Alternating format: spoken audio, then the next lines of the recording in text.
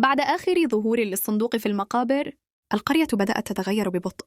الناس بقت تمشي في الشوارع من غير ما تتكلم، وكأنهم بيسمعوا أوامر جوا دماغهم. الشيخ نعيم كان آخر واحد شاف الصندوق قبل ما يختفي تماماً. بس بعدها بأسبوع، الطريق اللي بيوصل للقرية بقى مسدود بالضباب، والناس اللي حاولت تدخل ما رجعتش.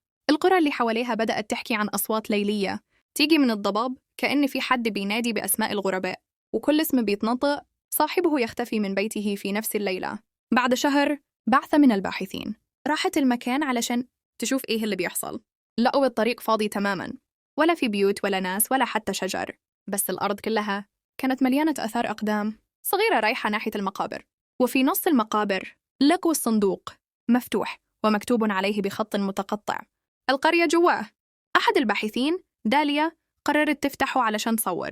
أول ما غطى الصندوق اتحرك، الهواء حوالين المكان بقى تقيل جدا، والكاميرا بدأت تسجل لوحدها. في الفيديو بانوش آدم، الشيخ نعيم، وسارة، وكل أهل القرية جوا الصندوق واقفين في سكون، وعيونهم كلها سودا بالكامل، وصوت جماعي بيقول: إحنا هنا مستنيين.